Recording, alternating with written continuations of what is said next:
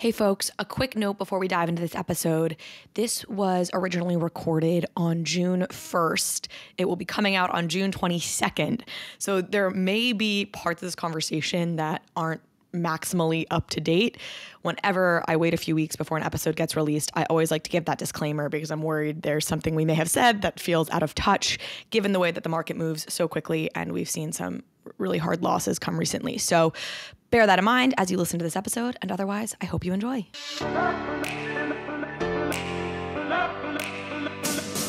Hello, everyone. GM. Welcome back to another episode of Overpriced JPEGs.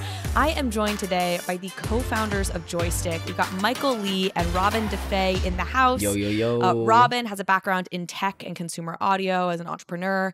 Michael Lee, you might better know as JustMaiko across any number of social media platforms. Huge audience on TikTok. You started with Musical.ly, is that right, Michael? Yeah, we'll get into it, one of the first social media dancers. One of the early folks, awesome dances on TikTok, YouTube. He's a gaming streamer, Instagram, and also was in the most recent Spider-Man film. You may have caught him in that as well. So very happy to have you two. Thank you both for joining.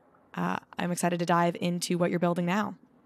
Thank you. Awesome. Happy to be here. That was a good intro. I like that a lot. Wow. Oh, Do you have it written down? Thanks. Appreciate it. Before we dive totally in, and we're going to start talking about Shluv Pals, which is the NFT project you have coming out, Michael, and then we'll get a Joystick and what you're building there on the gaming side. We do need to pause a moment to hear a word from our lovely, lovely sponsors who make this show possible. Rarible is the NFT platform that's leading the charge into the multi-chain universe ahead of us. Available on Flow, Tezos, Polygon, and of course, Ethereum, Rarible is the perfect place for NFT newcomers, profile picture collectors, and experienced NFT traders. Rarible has a variety of NFT features that set it apart from other NFT marketplaces. They have a native messaging function allowing you to DM your friends or haggle with sellers. They also have a mobile app on iOS and Android with a built-in NFT portfolio tracker tool so you can easily check the value of your digital art portfolio. Rarible is built on the Rarible protocol, a multi-purpose, open source, and community-governed NFT protocol that helps build products and services across the NFT ecosystem, including white label marketplaces tailored to specific NFT communities. So go to Rarible.com and start discovering and trading NFTs, putting in floor bids to join PFP communities, and DM with some brand new internet friends.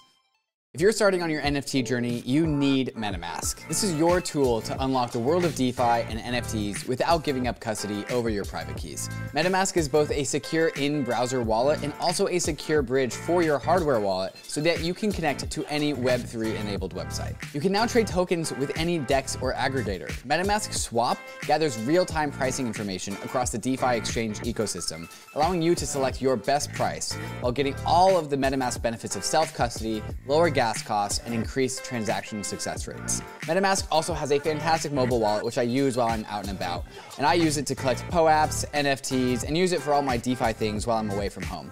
If you haven't downloaded MetaMask, you gotta try it out. Download MetaMask for desktop and mobile at metamask.io, or load up your Ledger, Trezor, Keystone, or Lattice hardware wallets so that they too can get into Web3.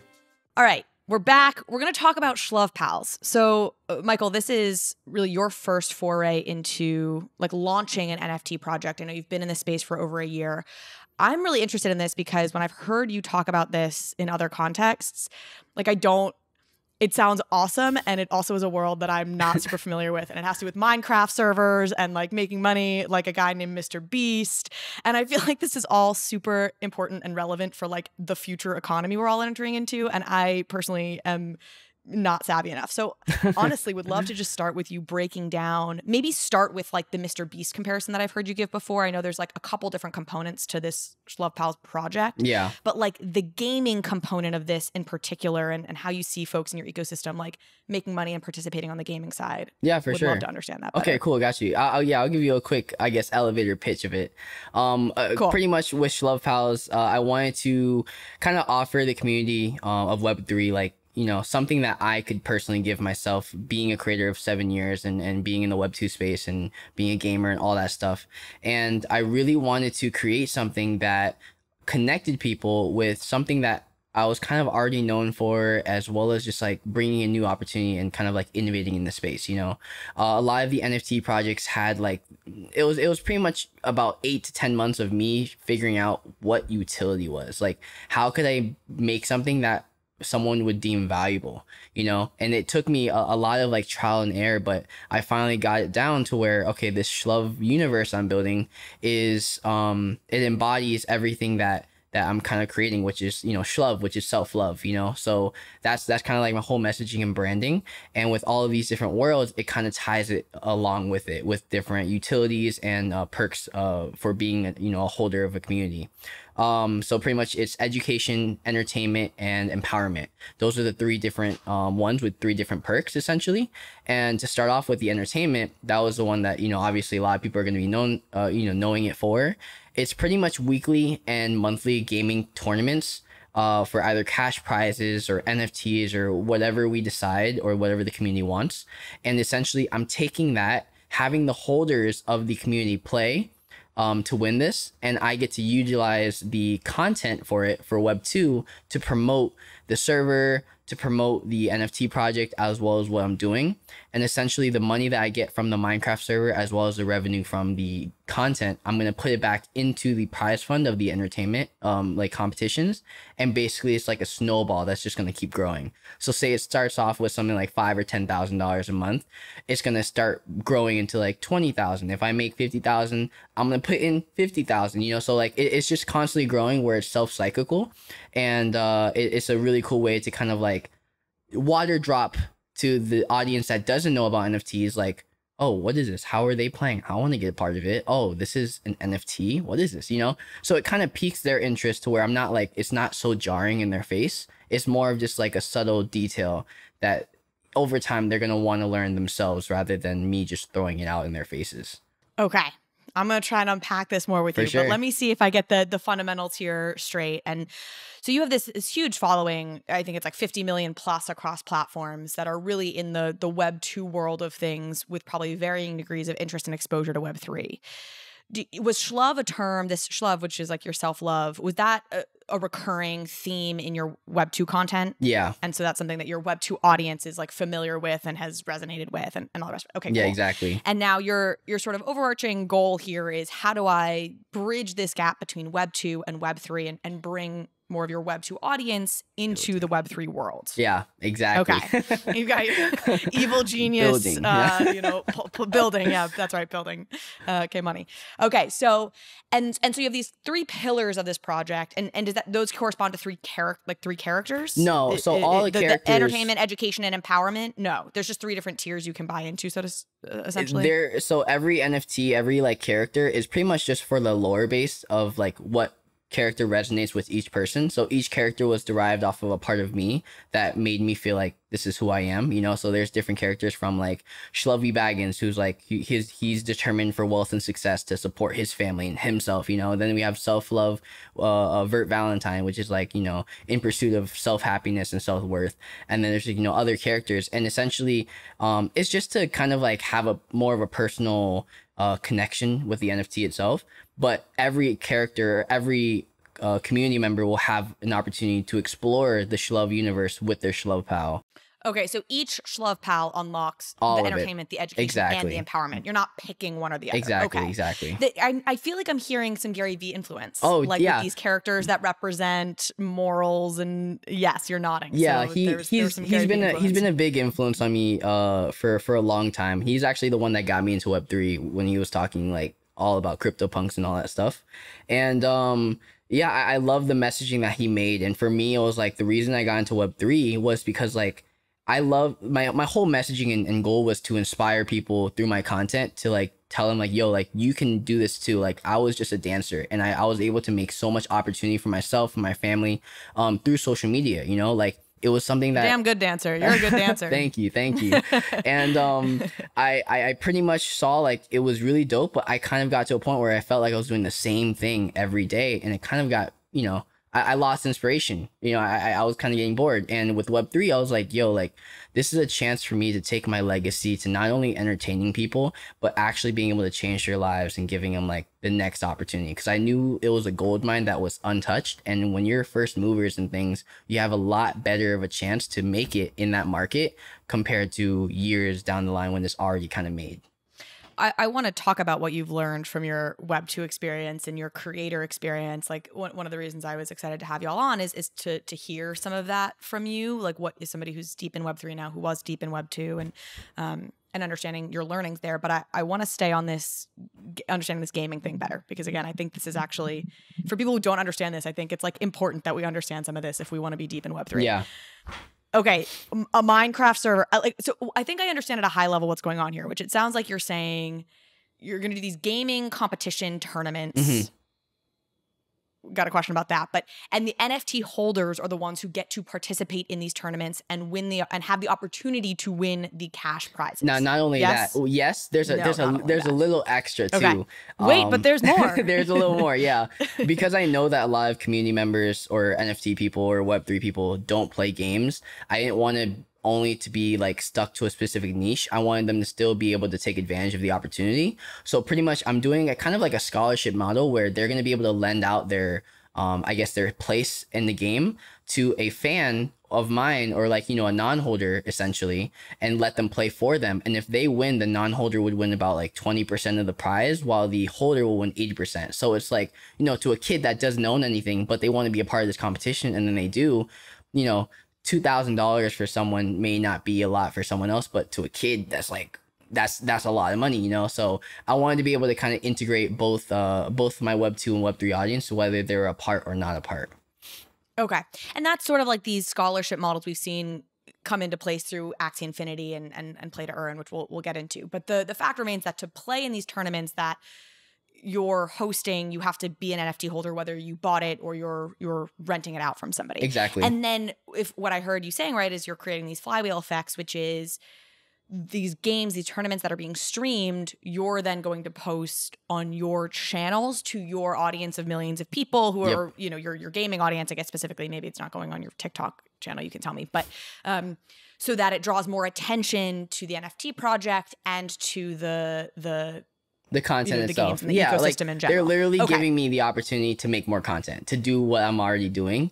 But it's a way for me to give back at the same time and just cycling. So I'm so curious in the history and the precedent here, because again, I don't come from a gaming background particularly, and it's an area I'm trying to understand a lot better. So I'm sensing this is maybe where the Mr. Beast comparison comes in. I know the name Mr. Beast. I know he's like huge and he's connected to YouTube and gaming and, or maybe Twitch or one of those.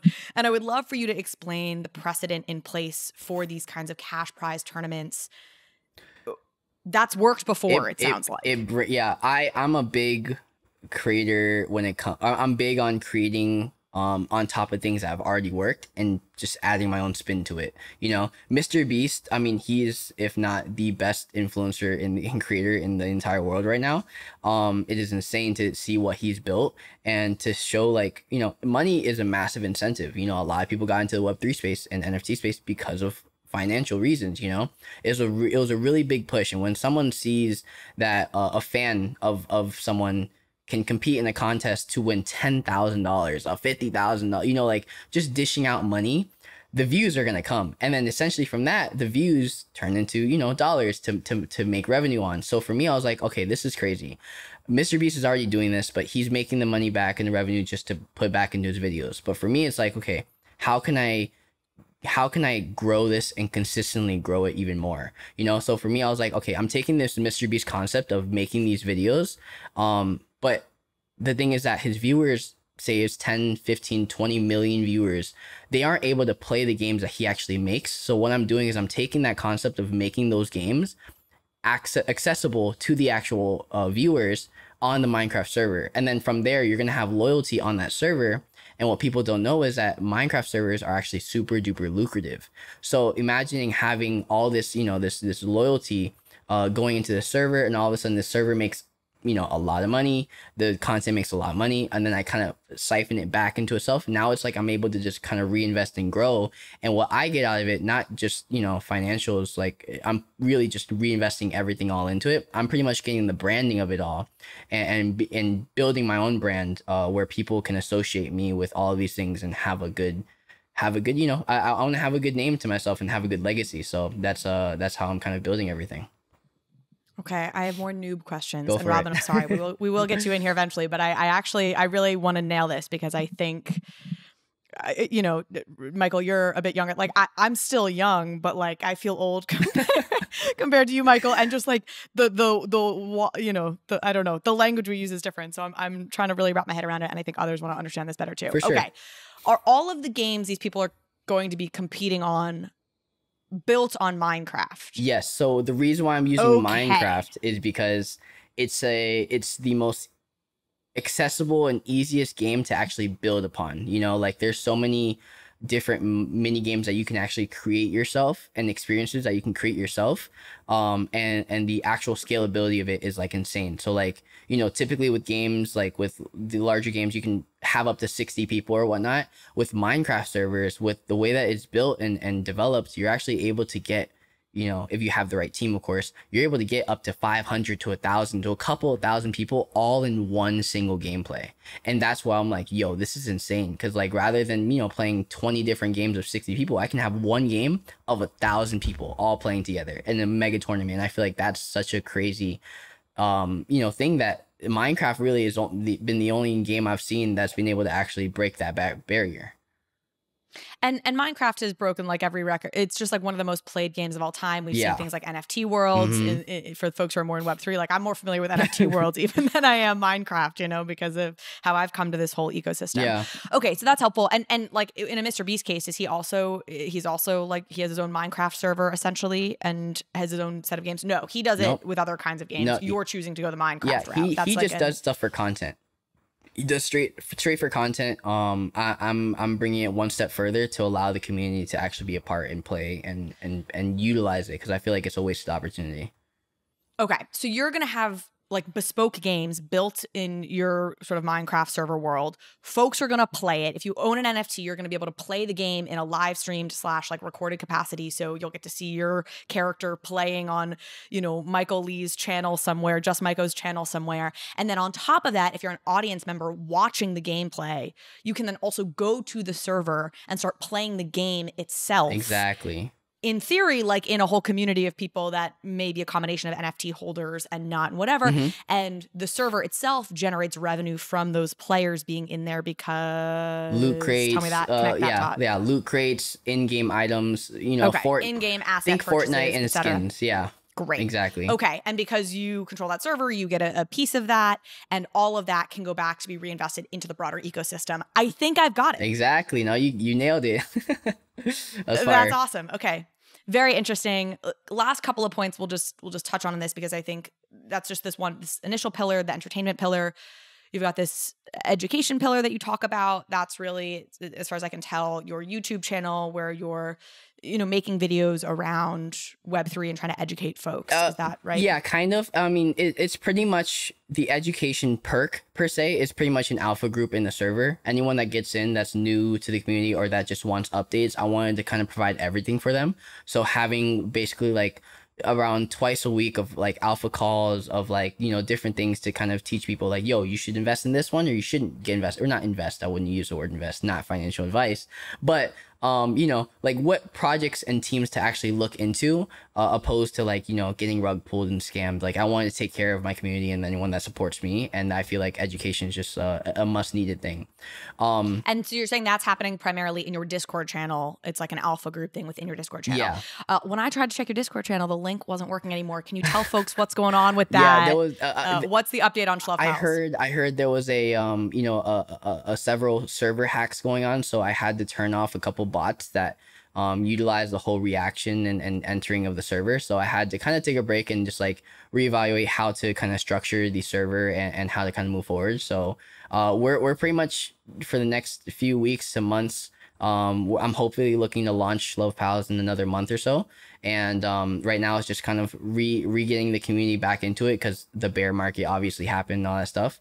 And I wanted to kind of take a breather and touch some grass real quick. So, you know, that was pretty much the kind of synopsis of that. And yeah, and to finish off the empowerment, essentially what I'm building with JustMeta is, you know, JustMeta right now is the a YouTube education channel, and pretty much what I'm doing with that is I'm eventually going to turn that into an NFT, a metaverse talk show. So it's going to be the first metaverse talk show. So think like the Ready Player One and the Late Night Show coming together. And that's going to be what JustMeta is going to turn into. So whether it's long form and also short form content, and the perk with the holders is that they're going to be able to be a part and produce it essentially, and give their thoughts and feedback, and also kind of like request people to come onto the show. So it's giving them an opportunity to be heard, the empowerment side, basically giving them a stage, kind of like Ellen, how, you know, if you bring on a person that has a cool story or a cool talent or whatnot, I want to do the same thing for a Web3 space and integrate this cool metaverse kind of like, you know, 3D element to something that's already working, which is like a talk show. So metaverse has a number of meanings. So when you say it's a talk show in the metaverse, you say Ready Player One. Does that mean this is really built for VR? What does it mean to you to say it's a talk show in the metaverse? For now, it's going to be on platforms that are already, you know, our social medias. So TikTok, YouTube, Instagram, whatnot. It's going to be made into a video, but it's going to be metaverse in the sense that it's going to look like the quality of like Ready Player One, for example. Like it's going to have the aesthetic of that? Like 3D characters. So think like not real me, so a you're metaverse gonna have, character. you're gonna interview folks, you're gonna interview a Meebit, or Exactly. and it's gonna have those sort of like rigged pieces where it maybe isn't a human, or you're interviewing a Bored Ape or something. Yes, of exactly that. Cool. So what's the timeline like, or is this a stage thing where the entertainment piece comes first and down the line you have JustMeta? Where how do you see this playing out from a timeline education and entertainment are both things I'm able to execute on pretty much immediately. Empowerment, I'm already working through them. I already have the models, basically going through them and rigging them, essentially getting all the assets together. But I have the team already built. I have everything else ready. It's just a matter of like how long the art takes to build the actual characters and the models, and funding everything. So yeah, I'd say my first video hopefully will come out in July. Of a short form. For the talk show? Not the talk show. So it's gonna start off with short form content first to build the audience, and then from there I'm gonna build into the talk show eventually.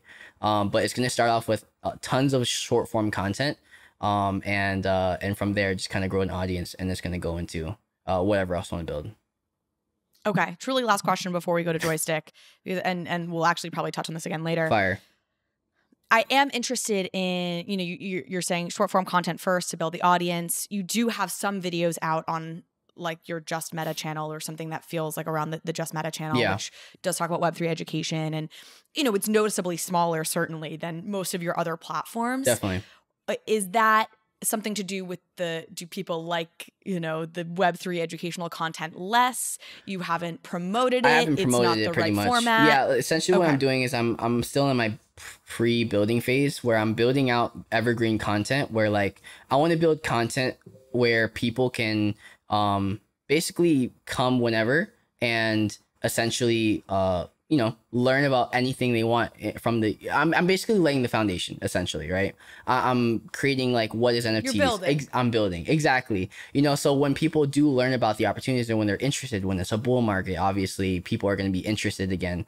They're going to be like, okay, I need to learn about this stuff. I want to have all of that stuff in JustMeta in a simple and easy way for them to just like understand everything, opposed to like, you know, market updates and constant videos where it's like it's only good for like a week or two. You know, I want to make content that is dedicated for anyone that wants to learn, whether it's a month from now or a year from now, you know. And from that, obviously short form content is going to be what drives and pushes the engagement and the traction to it, and then from there it's just going to be easy going. Okay, well, we're going to talk more about your tips of like how to make viral content and like what you've learned about how to hack these algorithms and build a huge audience. But we're not going to do that right now because we need to bring Robin into this now.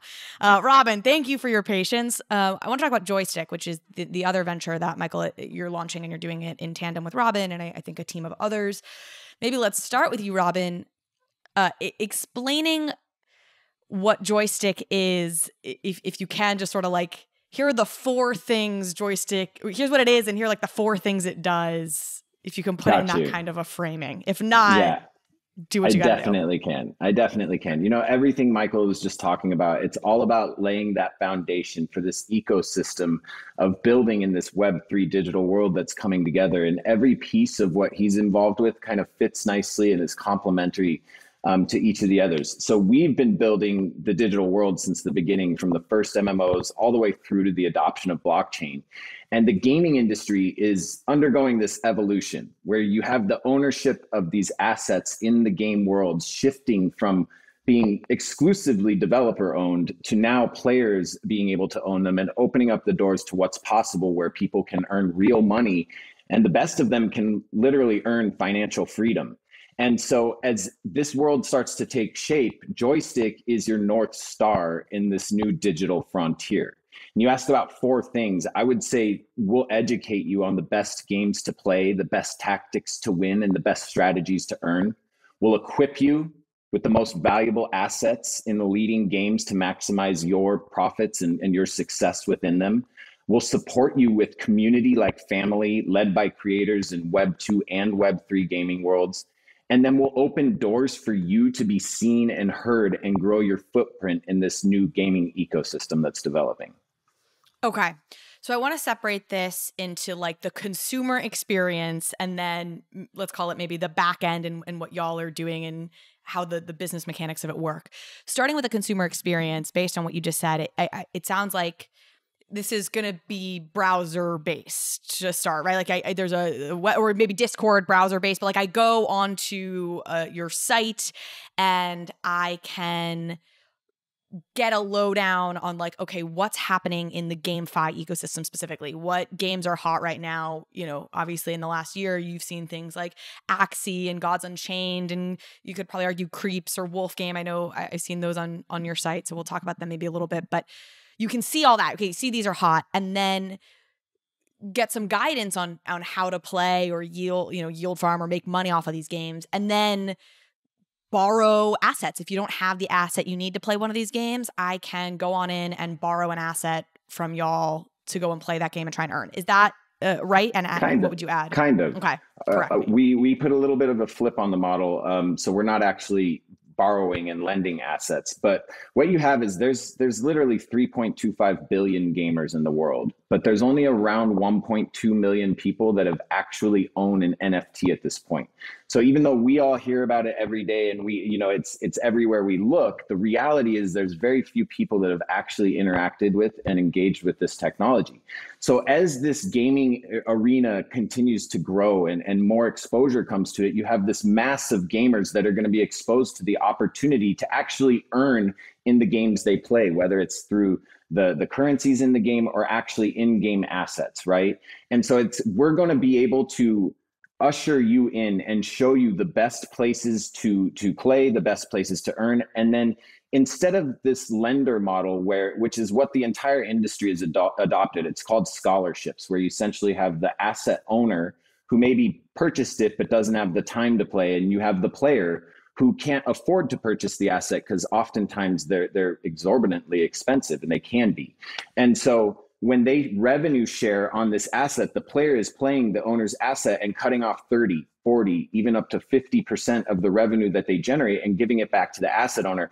This doesn't give the player a sturdy foundation to build on top of, to build their own presence in this Web3 space. So the way we're adjusting that model is providing the assets in all of the best games at all of the variety of different levels on a rental model, where somebody can come in and pay a much lower rental fee to get access to the asset. And then we let the players themselves keep 100% of the revenue that they're able to generate, which will give them the ability to actually establish and scale their own position within this ecosystem.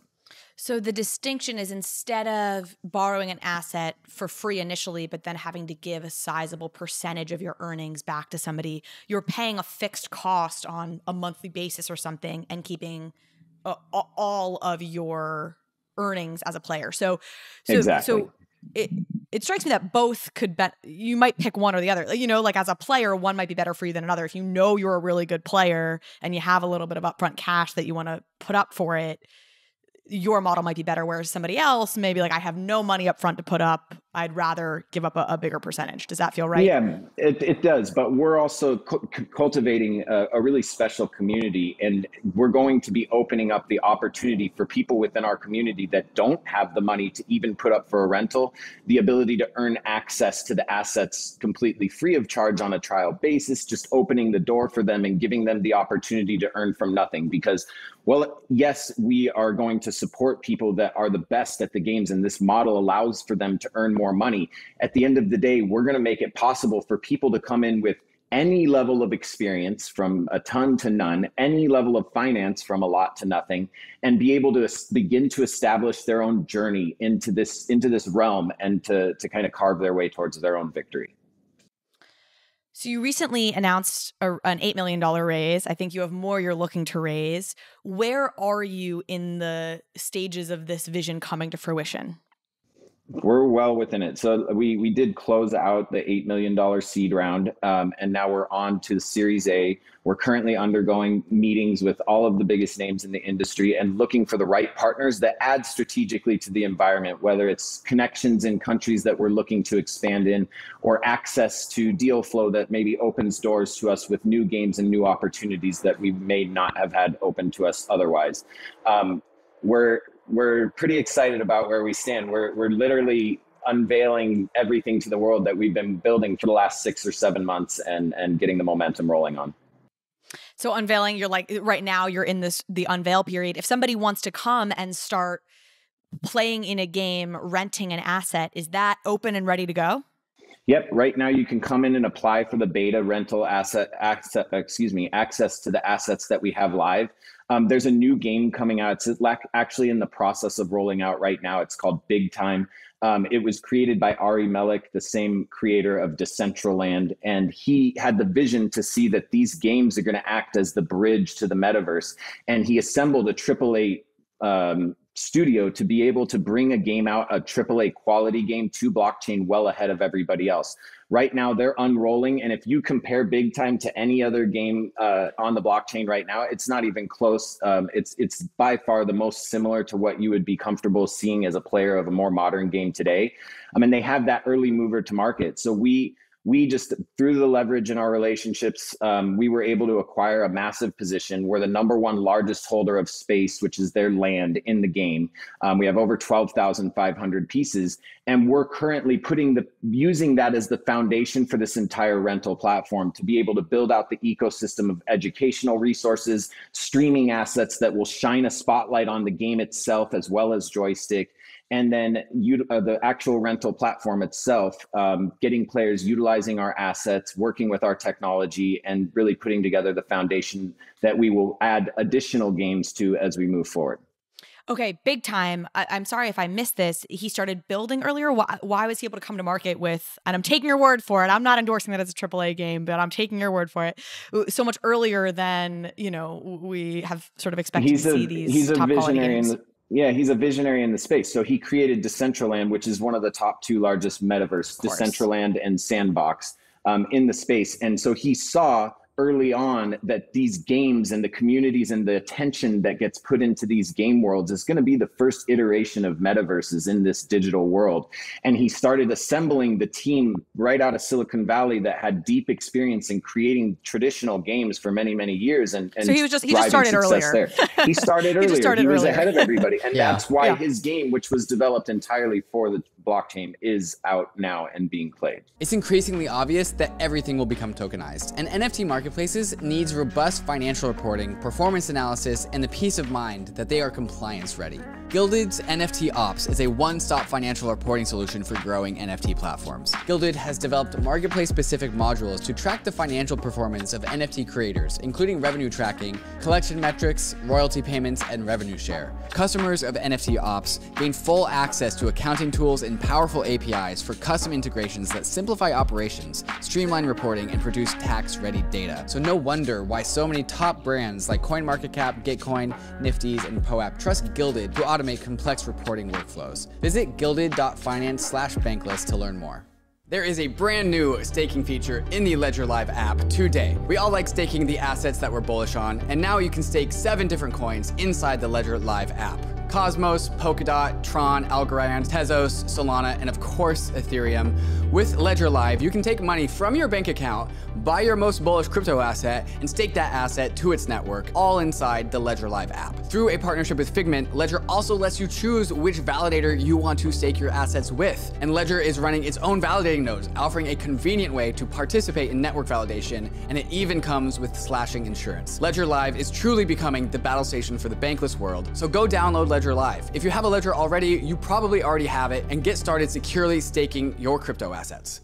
Okay, so Michael, I want to ask you on a lot of the documentation that I was seeing around Joystick still was using this term play to earn, which I feel like is on the verge of being out of fashion because we've seen games like Axie Infinity have their peak and then seem to start to struggle more recently. And the very concept of if you're playing to earn, meaning that at a certain point, the economics of it have to collapse because there's too much extraction and not enough money being put into the system.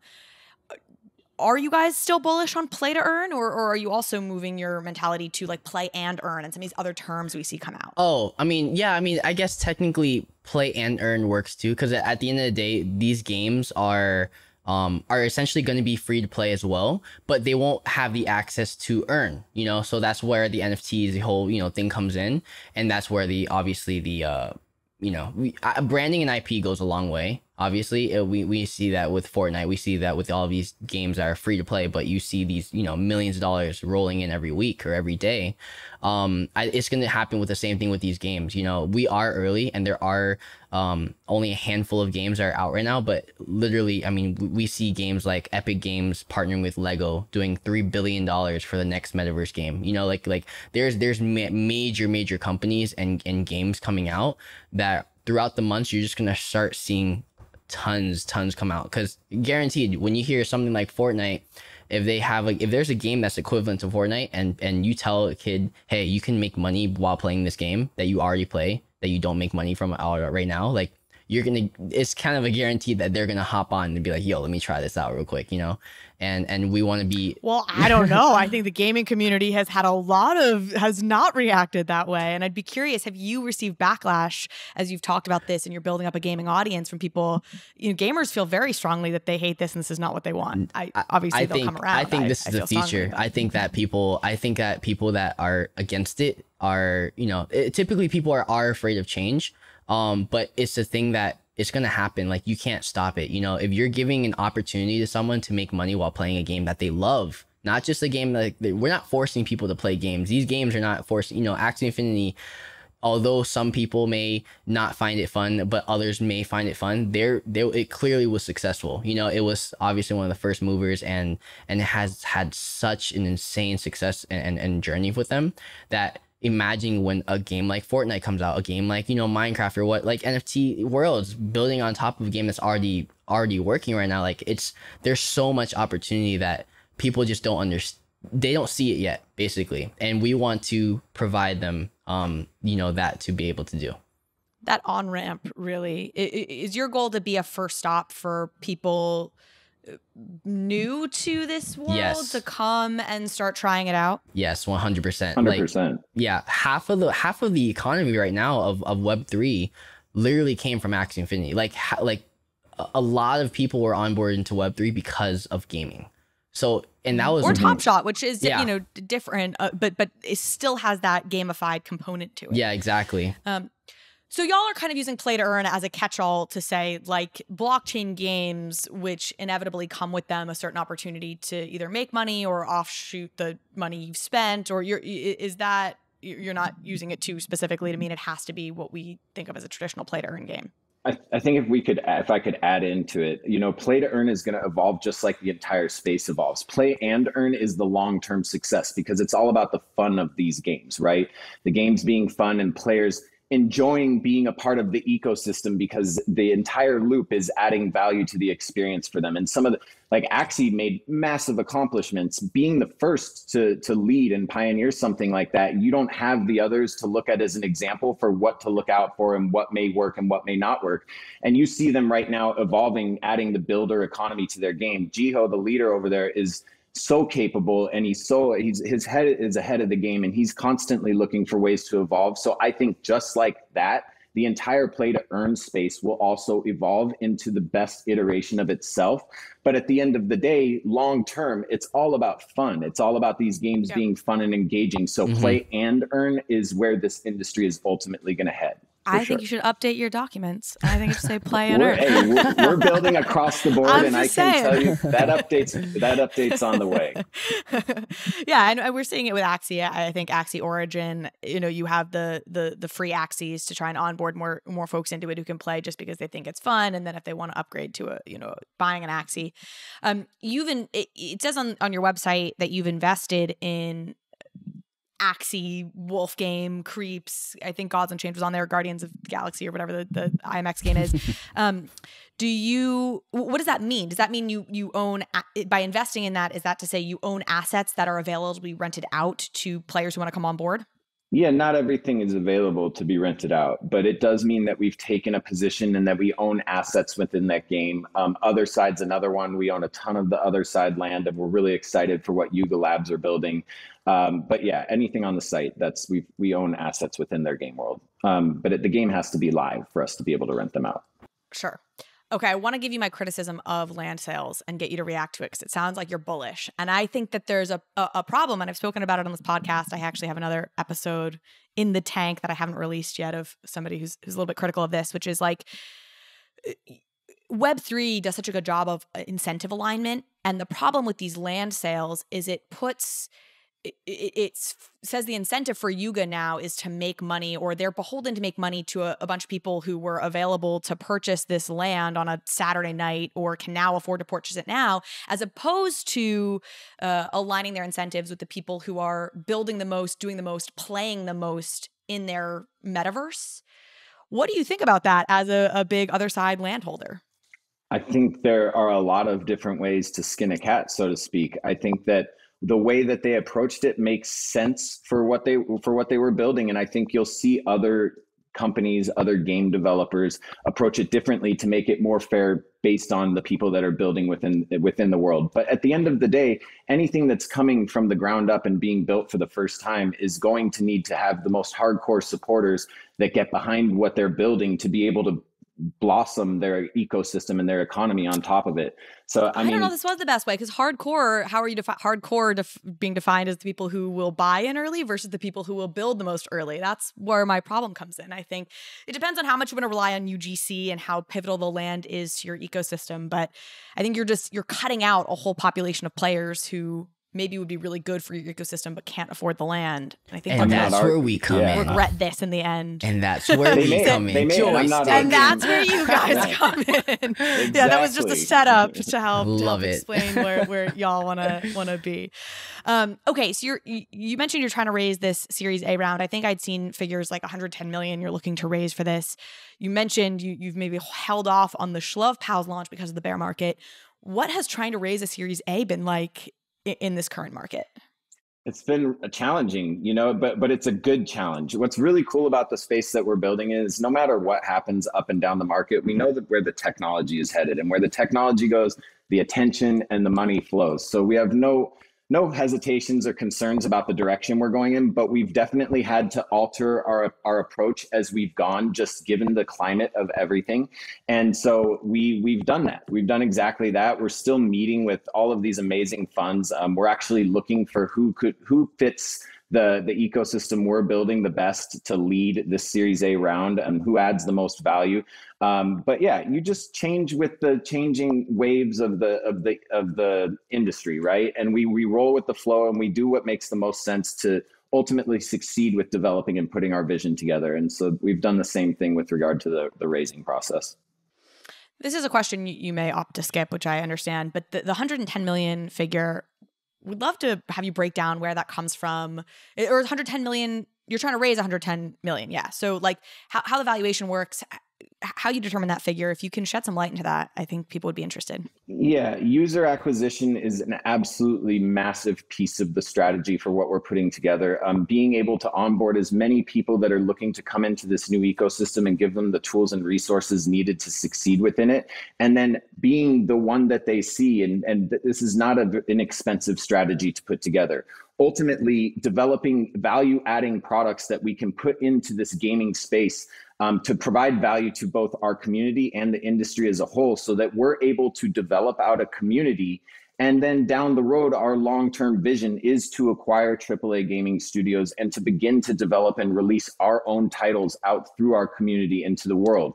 And so the 110 million number was a number that we came to that we felt would take us from start all the way completely to finish, giving us the resources and the assets that we needed. When we looked at what we brought to the table and the amount of money that comparable companies like Merit Circle and Yield Guild and others had raised in late 2021, we felt that it was really fair. You know, we had more NFT assets under management than both of them leading into it. We had generated 1.5 million in revenue in November and December alone of 2021. So when we were putting this package together, the numbers really made sense to get us to where we were interested in going. Market conditions, landscape evolves, right? And things change. And we got pushback understandably in that area. And so, like I said, we take the feedback and we just continue to shape the direction that we're going so that we can all create a win for ourselves and for the community. Is part of the user acquisition plan, or what percent of this, and maybe this is for you, Michael, like is around your community and trying to bring folks from your gaming community into this ecosystem, or are you trying to keep these worlds separate? No, I mean, it's in general. Like, it's not even just my communities. I think it's the gaming communities in general. Like, we're not just bringing my audiences. We're bringing Web2 gaming creators, Twitch streamers, like people that are already in it, as well as giving opportunities to, you know, like, to give them an opportunity to be able to be an esports player, to be able to make them into their own guild leaders, to make them into streamers, whatever they want. I want to give that opportunity to them, to anyone that joins the Joystick ecosystem. And that doesn't take one person. That takes an entire, you know, a village, a team. And that's going to be, we're just going to spread. I'm just one piece of the puzzle, you know? I'd love to get your thoughts on chains for, I guess that's how I would phrase it. When it comes to gaming, I think we've seen recently Ape Coin made the announcement they would be moving to IMX after they had, you know, sort of their trouble with their other side drop. You obviously have Axie is on Ronin. You have Dapper on Flow. Do you have a bet as to where the future of gaming will be, understanding it probably can't be scaled effectively on Ethereum mainnet? Well, layer twos, it can be. I mean, Immutable X is a layer two on top of Ethereum mainnet. So it won't. On top of mainnet, but not like Ethereum main chain. Layer one. Correct. Yeah. No. Understood. Understand what you're saying. Yeah. I think that looking at the gaming ecosystem, there's some clear leaders in the space. What AVAX is doing with subnets, giving the games the opportunity to actually put all of their on-chain transactions onto their own chain, which is a sub of the AVAX chain. That's a really value add to the industry. Immutable X, like you said, the lineup of games, you can go through it. They've just got a slaughterer's row of really, really well-funded, well put together, great teams building the games on Immutable X. I have no doubt that there'll be a player in the space. Polygon, another one that puts a ton of attention towards gaming, another layer two there on the Ethereum chain. I think that you're going to see multiple kind of step up. And then you're also going to see ecosystems like the Gala Games ecosystem, where they have their own ecosystem of games that have been built out specifically by them for their chain. There will be a good mix of all of them, because I think blockchain gaming is going to be one of, if not the best use case for blockchain technology in the near-term future. So I think you're going to see a lot of people starting to shift in this direction. All of the different chains want to get their hand in on the gaming front. I want to shift a little bit to the creator economy topic. Michael, you know, you're again deep and early in TikTok. You came from the Musical.ly world, so you came up with all these TikTokers who, if you have heard of any TikTokers, heard of these ones. I feel like a lot of those early Musical.ly people were the really early successful TikTok folks. What is the sentiment right now around Web3 and NFTs among like the TikTok young creator crowd? I feel like we've seen a lot jump in, and it's been very cash grabby, and it hasn't really worked. Yeah, no one understands nor cares about it. In my opinion, there's like less than 10 people I know in the creator economy that's like taking it seriously, actually doing well, and actually, again, building the foundation. I think that a lot of creators, you know, like at the end of the day, Web3 is complicated. You you kind of got to be a nerd in somewhat shape or form to want to be a part of it. And the UX is weird right now and not easily navigable. Yeah. And So when it comes to creators coming in and, you know, like, and I've seen a lot, like we obviously seen a lot of just people get into it, not understanding it, and then obviously getting taken advantage of and, you know, putting their name behind something that's not as reputable or whatnot. I think that creators are going to eventually understand, but they're kind of just like, they're like everyone else. There's just, you know, it takes the right person to educate them on it. And for example, like Gary Vee was someone that I looked up to, that I was able to learn, like actually understand what NFTs and Web3 was through him, you know? So having leaders in this space and actual thought leaders to create, and actual content creators to actually create good content and entertaining content, educational content for the Web3 space is like, I think, like number one, the most important thing about the space right now, because it's a new space. A lot of scams are going around, a lot of things that people don't understand because it's the Wild West. And I'm trying to, you know, bring as many people on as I possibly can within my small circle, and eventually to the masses once I feel like I have enough things to be able to bring them in. And yeah, that's kind of just my take on it. As a creator, putting that hat on specifically, not even like a gamer builder, what excites you most about Web3 for creators? I think it's so cool because I've never seen a stronger community than the communities in Web3. I think it's so insane how much value you can give to someone that supports you. By them supporting you, you can now support them with whether it's, you know, perks or royalties or whatever. It's just like a beefed up like tactic to be able to like bring everyone together and make something happen for them, not only just for the creator themselves, but for their supporters. So yeah, are you bullish? What do you think we'll get to, like decentralized media or social media, or better ownership of your audience via NFT? Yeah, I think you know, there's so much possibilities. We're still so early, so I can't say this is not gonna happen, but I'm positive. I've already known and heard a few people trying to start it. It's obviously just like they have to figure it out still. But I think you know, we don't see Tumblr anymore. We don't see MySpace anymore, you know. Who knows? We're so early in technology of Web 2 technically still. We're only, what, 20 years in, really? You know, like iPhones didn't even exist 20 years ago. So it's kind of weird to just see how everything has shifted. And yeah, I don't know. It's going to be parabolic in the next few years. And I think that we're going to start seeing a lot of things that we just didn't expect at all. The exponential age is, I don't know if that was coined by Shluv Pals, but you know, he uses it a lot. Okay, your quick tips or your rapid fire, how to get 50 million followers with JustMaiko, Michael Lee. Give it to us now. All right, quick tip right now. It's a long process. Yeah.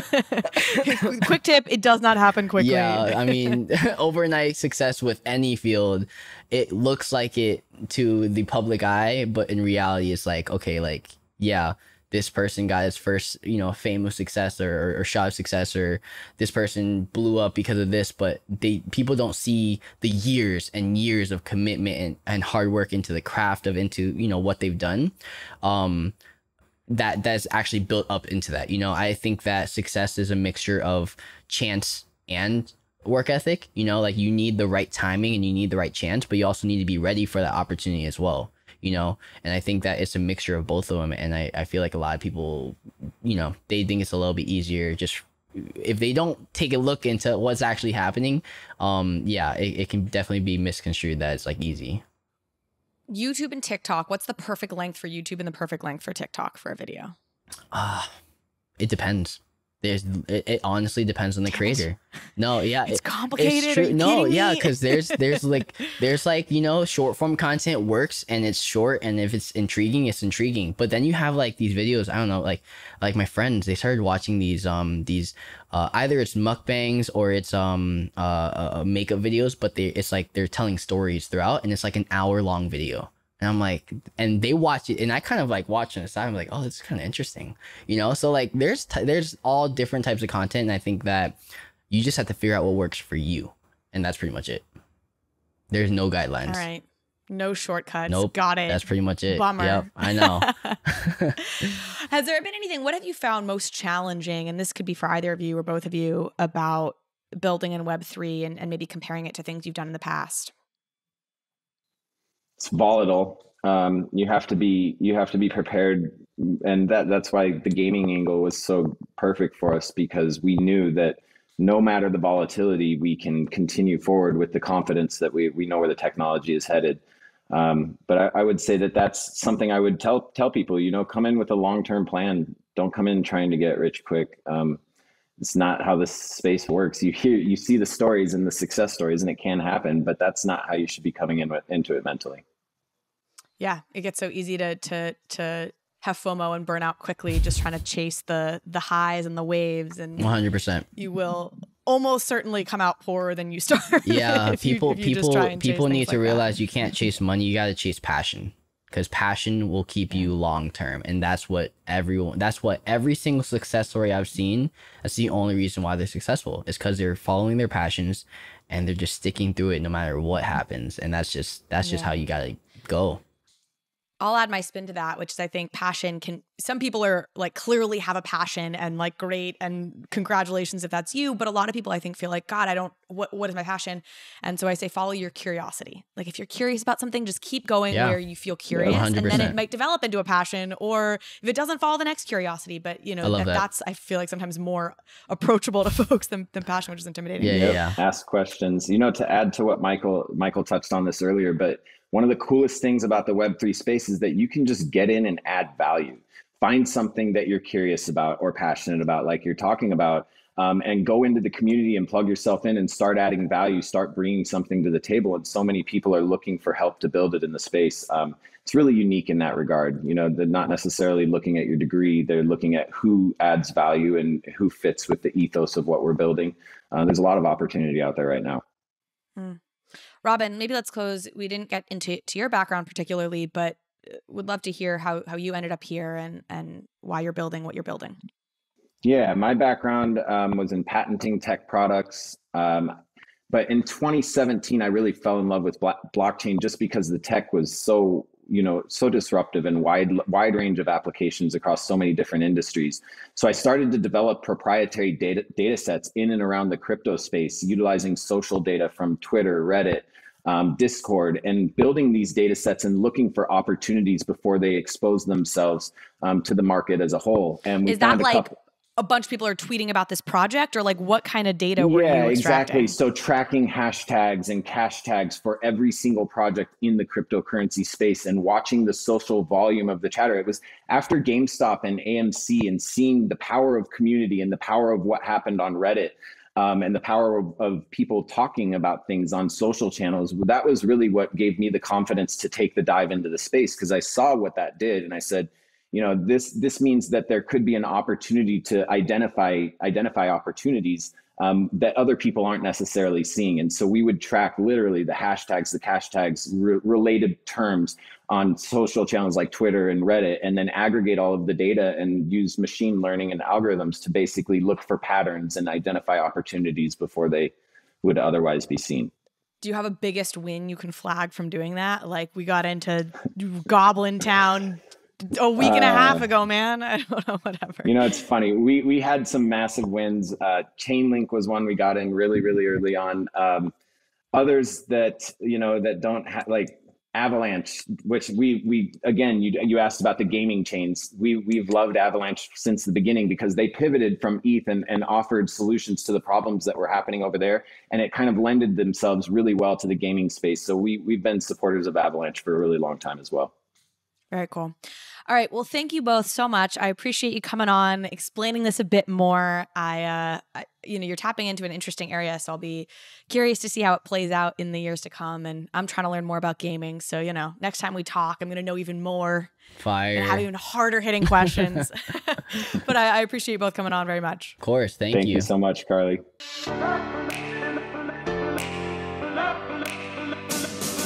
Thank you so much for watching this episode of Overpriced JPEGs. If you liked this conversation, if you liked this episode, please go ahead and hit subscribe. It helps me out, it helps the show out, and it means you will get alerts and updates when we post new content. Thanks again.